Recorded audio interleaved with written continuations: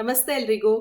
ಈ ಒಂದು ವಿಡಿಯೋನ ನೀವು ನೀಟಾಗಿ ಅರ್ಥ ಮಾಡ್ಕೊಂಡ್ರೆ ಸಣ್ಣ ಆಗೋದು ಬಹಳ ಈಸಿಯಾದ ಕೆಲಸ ಅಂತ ನಿಮಗೆ ಗೊತ್ತಾಗುತ್ತೆ. ಆಲ್ರೆಡಿ ತುಂಬಾನೇ ದಪ್ಪ ಇರೋರು ಇನ್ನು ದಪ್ಪ ಆಗ್ತಿದ್ದೀನೇನೋ ಅಂತ ನಿಮ್ಗೆ ಅನಿಸ್ತಾ ಇದ್ರೆ ನಿಮ್ಗೆಲ್ಲ ಒಂದು ಕಾಮನ್ ಕಂಪ್ಲೇಂಟ್ ಇರುತ್ತೆ.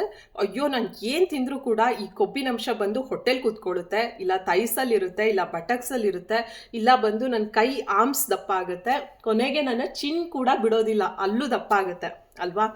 ಏನ್ ಮಾಡಿದ್ರೆ ಇದು ಕಮ್ಮಿ ಆಗುತ್ತೆ? ಇದೆಲ್ಲದಕ್ಕೂ ಇಲ್ವಾ, ಯಾಕಾಗುತ್ತೆ ಅಂತ ಅರ್ಥ ಮಾಡ್ಕೋಬೇಕು ನೀವು. ಸಿಂಪಲ್ ಆಗಿ ನಿಮ್ಮೆಲ್ಲರಿಗೂ ಅರ್ಥ ಆಗೋಕೆ ಒಂದು ಸ್ಟೋರಿ ಹೇಳ್ತೀನಿ. ಓಕೆ, ಈ ಸ್ಟೋರಿನಲ್ಲಿ ನೀವೇ ಹೀರೋ. ಇಮ್ಯಾಜಿನ್ ಮಾಡ್ಕೊಳ್ಳಿ, ಬೆಳಗ್ಗೆ ತಿಂಡಿಗೆ ಒಂದು ಪರಾಟ ತಿಂದಿದ್ದೀರಾ, ಆಮೇಲೆ ಒಂದು ಕಾಫಿ ಕೊಡ್ತಿದ್ದೀರಾ, ಕೆಲ್ಸಕ್ಕೆ ಹೋಗ್ತೀರಿ, ನಂತರ ಮಧ್ಯದಲ್ಲಿ ಒಂದು ಬ್ರೇಕ್ ಸಿಗುತ್ತೆ, ನಿಮಗೆ ಬೇಕ್ರಿಗೆ ಹೋಗಿ ಒಂದು ಪಫ್ಸ್ ತಿನ್ನೋಣ ಅಂತ ಅನ್ಸುತ್ತೆ.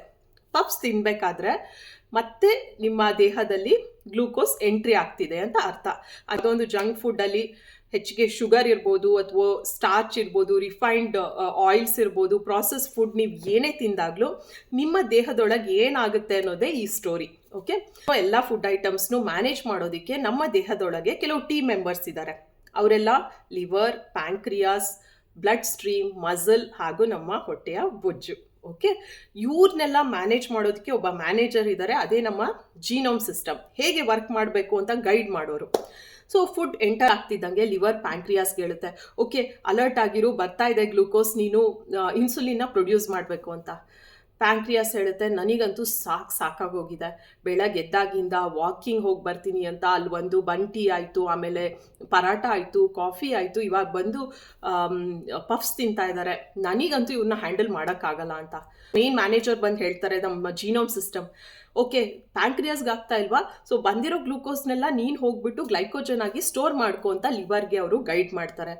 ಲಿವರ್ ಹೇಳುತ್ತೆ, ನೋ ವೇ, ನಾನು ಗ್ಲೈಕೋಜನ್ ಸ್ಟೋರ್ ಮಾಡಿ ಫುಲ್ ಆಗೋಗಿದೆ ನನ್ನ ಸ್ಪೇಸು, ನನ್ನ ಹತ್ರ ಗ್ಲೈಕೋಜನ್ ಸ್ಟೋರ್ ಮಾಡೋದಕ್ಕೆ ಇನ್ನೂ ಜಾಗ ಇಲ್ಲ ಅಂತ ಹೇಳಿ. ಸೊ ಜೀನೋಮ್ ಹೇಳುತ್ತೆ, ಹಾಗೆ ಹೇಳ್ಬಿಟ್ರೆ ಹೇಗೆ ಲಿವರ್, ನೀವು ಈ ಪ್ರಾಬ್ಲಮ್ಗೆ ಸೊಲ್ಯೂಷನ್ ಹುಡ್ಕೋಬೇಕು, ನಿಮಗೆ ನೆಕ್ಸ್ಟ್ ಒಳ್ಳೆ ಪ್ರಮೋಷನ್ ಬೇಕು, ಹೆಲ್ದಿ ಆಗಿರಬೇಕು ಅಂದರೆ ನೆಕ್ಸ್ಟ್ ಏನು ಸ್ಟೆಪ್ಪು ಅಂತ ಯೋಚನೆ ಮಾಡಿ ಅಂತ. ಸೊ ಲಿವರ್ ಥಿಂಕ್ ಮಾಡುತ್ತೆ, ಈ ಗ್ಲೂಕೋಸ್ ಎಲ್ಲ ಮಸಲ್ಸ್ಗೆ ಹೋದ್ರೆ ಒಳ್ಳೇದು, ಅದ್ರ ಕೆಲಸಕ್ಕೂ ಈ ಗ್ಲೂಕೋಸ್ ಬೇಕಾಗತ್ತಲ್ವಾ ಅಂತ. ಸೊ ಅವ್ರು ಹೋಗಿ ಮಸಲ್ನ ಮೀಟ್ ಮಾಡ್ತಾರೆ. ಮಸಲ್ ಹೇಳುತ್ತೆ, ಅಯ್ಯೋ ನನಗೆ ಯಾಕೆ ಗ್ಲೂಕೋಸು, ವಾರಗಟ್ಟಲೆ ತಿಂಗ್ಳುಗಟ್ಟಲೆ ಆಯಿತು ನಾನು ಅಲ್ಲಾಡ್ತಾನೇ ಇಲ್ಲ, ನಾನು ನಿದ್ದೆ ಮಾಡ್ಕೊಂಡೇ ಇದ್ದೀನಿ, ನನಗಂತೂ ಗ್ಲೂಕೋಸ್ ಬೇಕಾಗಿಲ್ಲ ಅಂತ ಎಂಟ್ರಿನೇ ಕೊಡೋದಿಲ್ಲ. ಸೊ ಅಲ್ಲೂ ಇಲ್ವಾ, ನೆಕ್ಸ್ಟ್ ಮತ್ತೆ ಮ್ಯಾನೇಜರ್ ಹೇಳ್ತಾರೆ, ಅದೆಲ್ಲ ನಮ್ಗೆ ಗೊತ್ತಿಲ್ಲ, ಈ ಗ್ಲೂಕೋಸ್ ಹ್ಯಾಸ್ ಟು ಬಿ ಮೆಟಬಲೈಸ್ಡ್, ಯಾವ ರೂಟ್ ಬೇಕು ನೆಕ್ಸ್ಟ್ ನಿಮ್ಮದೇ ಚಾಯ್ಸ್, ಮಸಲ್ ನಿಮ್ಗೆ ಹೆಲ್ಪ್ ಮಾಡ್ತಿಲ್ಲ ಅಂದರೆ ಇನ್ಯಾವ ರೂಟ್ ಇದೆ ಯೋಚನೆ ಮಾಡಿ ಅಂತ. ಓಕೆ, ಲಿವರ್ ಅನ್ಕೊಳ್ಳುತ್ತೆ, ಓಕೆ ಬಂದಿರೋ ಗ್ಲೂಕೋಸ್ನೆಲ್ಲ ನಾನು ಟ್ರೈಗ್ಲಿಸರೈಡ್ ಮಾಡಿಬಿಟ್ಟು ಬ್ಲಡ್ ಸ್ಟ್ರೀಮ್ಗೆ ಹಾಕ್ಬಿಡ್ತೀನಿ ಅಂತ.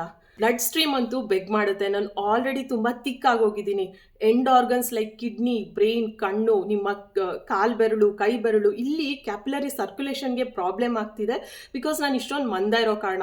ಆ್ಯಂಡ್ ನೀವು ಈ ಟ್ರೈಗ್ಲಿಸರೈಡು ನನ್ನ ಸ್ಟ್ರೀಮ್ಗೆ ಹಾಕ್ಬಿಟ್ರೆ ಖಂಡಿತವಾಗ್ಲೂ ನಾನು ಎಲ್ಲಾದರೂ ಹೋಗಿ ಒಂದು ಬ್ಲಾಕ್ ಮಾಡಿ ಯಾವುದಾದ್ರೂ ಒಂದು ಆರ್ಗನ್ ಫೇಲಿಯರ್ ಆಗುತ್ತೆ ಅಂತ ಹೇಳುತ್ತೆ. ಸೊ ಮ್ಯಾನೇಜರ್ ಬಂದು ಬೈಯೋದ್ರ ಒಳಗೆ ಲಿವರ್ ಥಿಂಕ್ ಮಾಡೋ ಒಂದು ಲಾಸ್ಟ್ ಆಪ್ಷನ್ ಏನು ಗೊತ್ತಾ, ಎಲ್ಲ ಟ್ರೈಗ್ಲಿಸರೈಡ್ನು ನಾನು ಫ್ಯಾಟ್ ಆಗಿ ಕನ್ವರ್ಟ್ ಮಾಡಿಬಿಟ್ಟು ಅಡಿಪೋಸ್ ಟಿಶ್ಯೂಗೆ ಕಳಿಸ್ಬಿಡ್ತೀನಿ ಅಂತ. ಎಲ್ಲೆಲ್ಲಿರುತ್ತೆ ಅಡಿಪೋಸ್ ಟಿಶ್ಯೂ? ನಮ್ಮ ಹೊಟ್ಟೆ ಸುತ್ತ, ನಮ್ಮ ಥೈಸ್, ನಮ್ಮ ಬಟಕ್ಸ್, ನಮ್ಮ ಆರ್ಮ್ಸ್, ಕೊನೆಗೆ ನಮ್ಮ ಚಿನ್. ಸೊ ಇವಾಗ ನಿಮಗೆ ಗೊತ್ತಾಯ್ತಾ ನಾವು ಯಾಕೆ ದಪ್ಪ ಆಗ್ತಿದ್ದೀವಿ ಅಂತ. ಈ ಸ್ಟೋರಿಯಲ್ಲೇ ಇದೆ ನಾವು ಹೇಗೆ ಸಣ್ಣ ಆಗ್ಬೋದು ಅಂತ. ಸೊ ದಿ ಫಸ್ಟ್ ಸ್ಟೆಪ್, ನೀವು ಪದೇ ಪದೇ ಜಂಕ್ ಫುಡ್ ಸ್ನ್ಯಾಕಿಂಗ್ ಮಾಡಿಲ್ಲ ಅಂದರೆ ಪದೇ ಪದೇ ಇನ್ಸುಲಿನ್ ಸ್ಟಿಮ್ಯುಲೇಟ್ ಆಗಿಬಿಟ್ಟು ಇನ್ಸುಲಿನ್ ರೆಸಿಸ್ಟೆನ್ಸ್ ಆಗ್ತಿರ್ಲಿಲ್ಲ, ಪ್ಯಾಂಕ್ರಿಯಸ್ಗೆ ಸುಸ್ತಾಗ್ತಿರ್ಲಿಲ್ಲ. ಸುಸ್ತಾದ ಕಾರಣ ಅದು ಲಿವರ್ ಮೇಲೆ ಡಿಪೆಂಡ್ ಆಯಿತು, ಪ್ಲೀಸ್ ಗ್ಲೈಕೋಜನ್ ಆಗಿ ಸ್ಟೋರ್ ಮಾಡ್ಕೊಂತು. ಬಟ್ ಗ್ಲೈಕೋಜನ್ ಓವರ್ಲೋಡ್ ಆಗಿದೆ. ಸೊ ಇದಕ್ಕೇನು ಸೊಲ್ಯೂಷನ್ ಇರ್ತಿತ್ತು?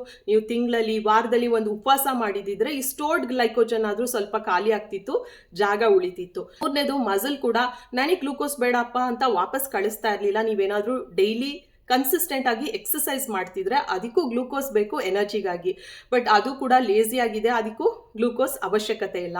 ಇನ್ನು ಬ್ಲಡ್ ಸ್ಟ್ರೀಮ್ ಆಲ್ರೆಡಿ ನಮ್ಮ ಒಂದು ಕೆಟ್ಟ ಲೈಫ್ ಸ್ಟೈಲಿಂದ, ಸ್ಮೋಕಿಂಗ್ ಇರ್ಬೋದು, ಆಲ್ಕೋಹಾಲ್ ಇರ್ಬೋದು, ಇನ್ನು ಬಿ ಪಿ ನಿಮ್ಗೇನಾದರೂ ಇದ್ದರೆ ಆಲ್ರೆಡಿ ರಕ್ತನಾಳ ನ್ಯಾರೋ ಆಗಿರುತ್ತೆ ಆ್ಯಂಡ್ ಬ್ಲಡ್ ಭಾಳನೇ ಮಂದ ಆಗಿರುತ್ತೆ. ಅದ್ರ ಜೊತೆಗೆ ನೀವು ಎಕ್ಸಸ್ ಗ್ಲೂಕೋಸ್ನ ಟ್ರೈಗ್ಲಿಸರೈಡಾಗಿ ಕನ್ವರ್ಟ್ ಮಾಡಿ ಅದನ್ನು ಬ್ಲಡ್ ಸ್ಟ್ರೀಮ್ಗೆ ಹಾಕಿದ್ರೆ ಆಬ್ವಿಯಸ್ಲಿ ಅದು ಎಲ್ಲಾದರೂ ಒಂದು ಕಡೆ ಬ್ಲಾಕ್ ಆಗುತ್ತಲ್ವಾ. ಇಷ್ಟು ದೊಡ್ಡ ದೇಹಕ್ಕೆ ಅದು ನೀಟಾಗಿ ಬ್ಲಡ್ ಸರ್ಕ್ಯುಲೇಟ್ ಮಾಡೋದಕ್ಕೆ ಅದು ತೆಳುವಾಗಿರೋದು ಕೂಡ ಇಂಪಾರ್ಟೆಂಟ್.